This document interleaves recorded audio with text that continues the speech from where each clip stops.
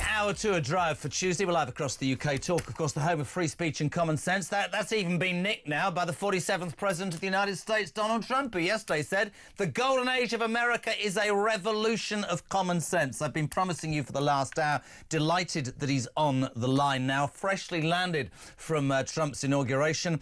Nigel Farage, leader of Reform, and then, of course, Brexit, the main man. Nigel, good afternoon, sir. How are you?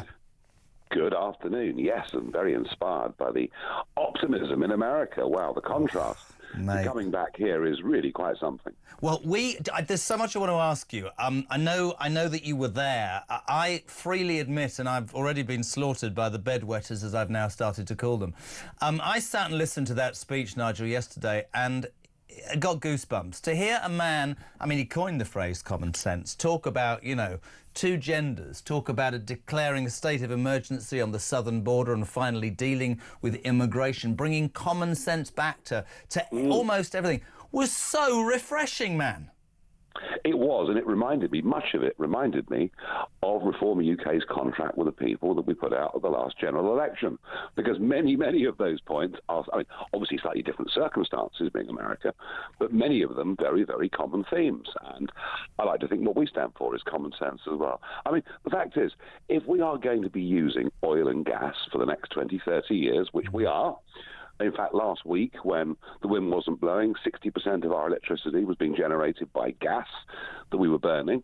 So if we're going to be using this stuff, and yeah, we'll keep trying to find, you know, new technologies and all the rest, but why not produce it yourself? And that's really what Trump's saying, and we're saying pretty much the same thing. I've never understood, and listen, you lead a political party. I'm nobody, but this is what I don't get. You've got patently a government that are trying to screw the farming community to go bankrupt, to nick their land, to build wind farms when we know there's not enough wind in the United Kingdom, whereupon, you idiot Starmer, you're going to have to import oil and gas, liquid gold that we've got under the ground at a cost that's 3 times more than you could do it yourself, and that'll screw the British people even more. How does any of that make sense, Nigel? You know, last week I had coffee with a bloke who's got 30,000 UK employees, right? Yep. So serious businessman, somebody that really matters in this country. He said in 1990, his electricity costs were exactly the same as America's for running the business, right? Mm-hmm. Today, they're 6 times America's. Think about that. 6 times America's. And ask yourself why the biggest refinery in the UK is about to close. Ask yourself why Port Talbot, the steelworks, closed a few months ago. Ask yourself why most of our chemicals industry has gone, why both of our aluminium smelters have gone. We are literally deindustrializing, forcing up prices, importing more goods that we could make and produce ourselves. It is literally lunacy. And I think in America, with Trump, it's all over. I mean, it is completely all over. But my goodness me, the problems that we face here. And of course, actually, you know, Ed Miliband, I mean, this appears to be his sort of substitute for religion. He frightens me, Nigel. He actually frightens me. I think he's one of the most dangerous men in British politics. I think he's an idiot. Well, I think the damage that he's going to do to the UK economy. And let's not forget, you know, I've talked about industry. Let's not forget that our domestic electricity bills are 4 times as expensive as America. And if you go down the pub, you know, after work today, although... Are you allowed to? I'm not sure you're allowed to, Because you might find there's no one in there because no one's got any money. Yeah. You know, the cost of living crisis is very, very real. And I think when this quarter's electricity bills hit the mats, people are going to be very, very shocked indeed. When we watched that yesterday, we'll bring you on to today, and I watched it with goosebumps. I did the show. I was on the school run this morning, listened to Mike, and the difference between a man who, yes, has had his issues, Donald Trump. There are certain things that none of us would agree with, but what that man did was he grabbed the pulse of the British public, which is what I believe Reform is doing brilliantly. And then this morning I listened to that dreary, reactive, not proactive lawyer and was thoroughly and utterly uninspired. I want to talk, if I can, about these dreadful, dreadful stabbings in Southport. I'll take you back to July. You were accused of stirring up online conspiracy theories. You were called Tommy Robinson in a suit over the comments that you made. You posted a video on X before the riots broke out questioning the accuracy of the police's assessment that that knife attack was not terror-related. Now, treat me as an idiot. You've been proven to be absolutely right. I've got a theory which you might laugh out of town. If our Prime Minister at that moment stood up, and we understand that there's certain stuff legally that he couldn't have said, but had been a little bit more forthcoming, that it was a terrorist attack, it was under control, all the things that have been said in other situations before, presumably the vacuum of discontent that started online wouldn't have spread onto the streets, whereupon he could arrest and jail everybody within 24 hours and look strong. Do we not believe that his dishonesty at that moment was actually part of the reason there were the very problems which he then put down to the far right? Or have I missed the point?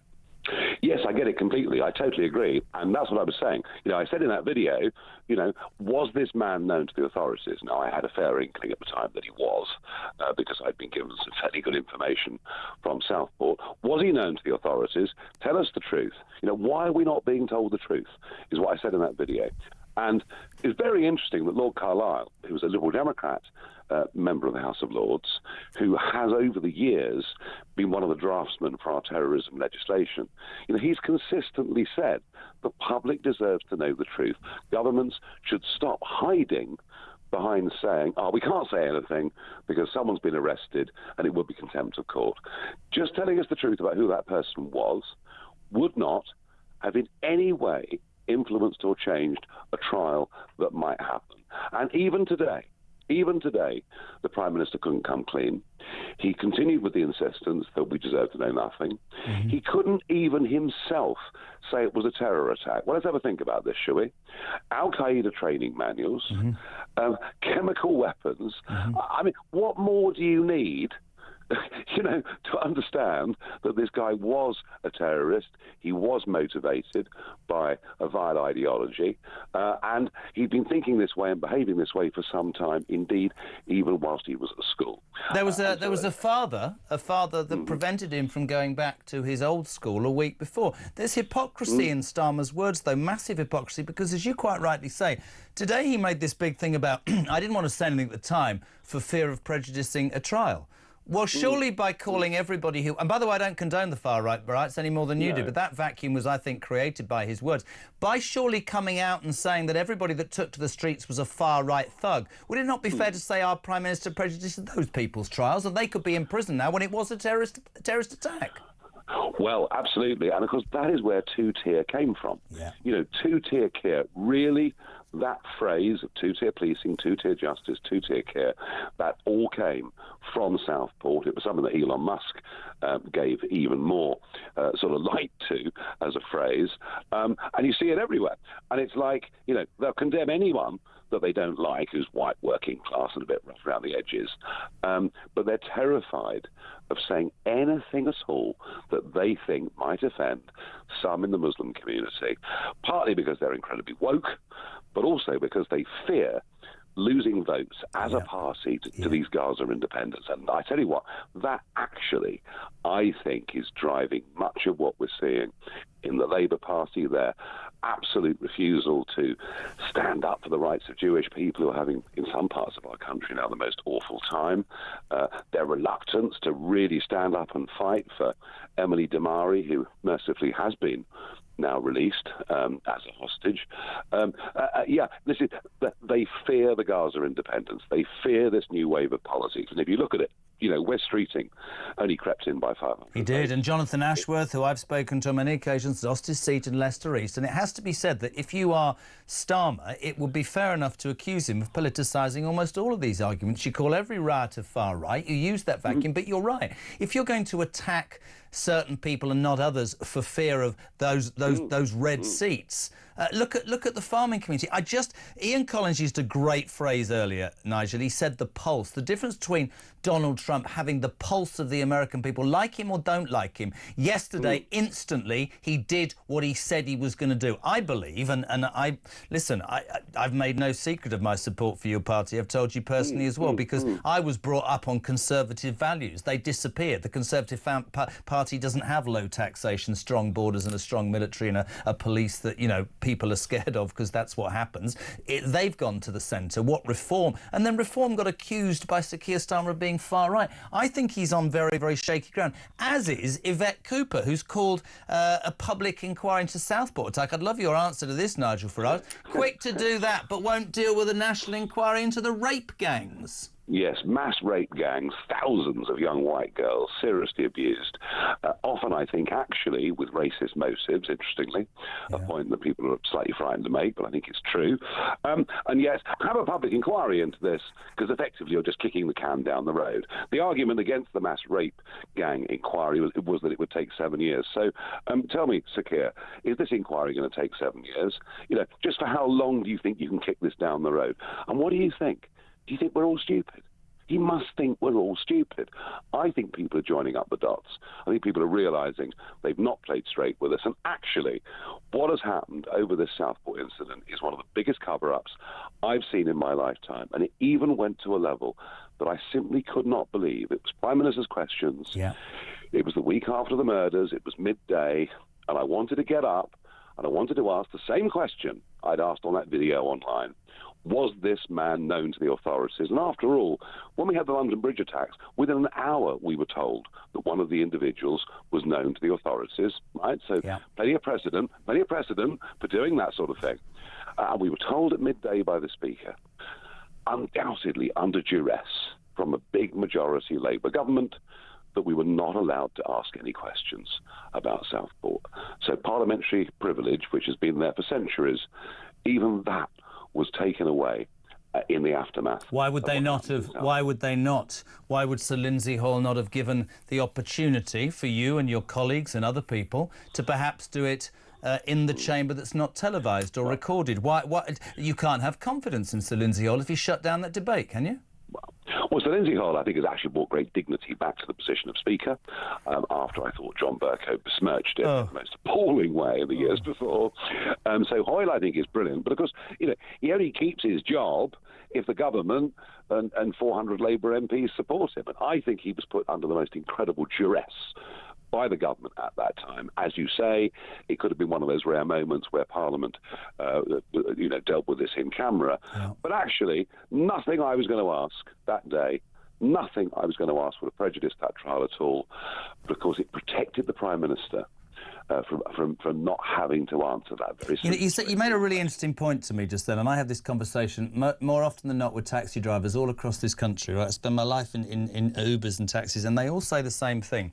Guy said to me the other day, Nigel, he said, how is it, this is down in Bournemouth, how is it that 5 MPs from Reform make more noise and speak the things that I want asked more than the other 650. And I do think that the British people, and I'm being straight here, I think the British people went through a stage of being really hacked off with politicians in every part and every sphere, the expenses, the lies, the 3 prime ministers in a week, whatever it was. Donald Trump's shown that if a politician, warts and all, can stand up and say, listen, you might disagree with me, but this is what I think. I'm not going to deviate. You can throw what you want at me. You can accuse me of left. You can write articles. If you come with me, I'll tell you the good, the bad and the ugly, but this is what we're doing. That's what this country needs, surely. Yeah, I agree. And I think one of the problems is that so many people in politics are literally career politicians. Yeah. You know, this job is the best paid job and the best job they are ever going to have in their lives, and they come into it with very little life experience. I can assure you that the 5 of us that sit there for Reform, we could all do a lot better outside Parliament if we chose to, and we're not doing it for a career. We're doing it because we believe something needs to be done. So I think motivations are important. And the same with Trump. I mean, you know, Trump doesn't need this job, does he? No. You know, he's 78, he's got a beautiful wife, he's got a network of golf courses around the world, the likes of which have never been seen by any private individual's portfolio. He doesn't need this job either. So I think it is about what the motivations of your political leaders are. And so I hope that what the 5 of us do, is stand up and fight for what we believe in. And is that your political motivation? I have people every single day saying Nigel Farage can save this country. Nigel Farage should be our next Prime Minister. I've also seen people say, how do you crack that 2-party system? When that YouGov poll was out, I had Richard in the studio with me, and I said I thought it was a seismic moment, because I think the days of that 2-party system have gone with that poll instantly. I think that's gone.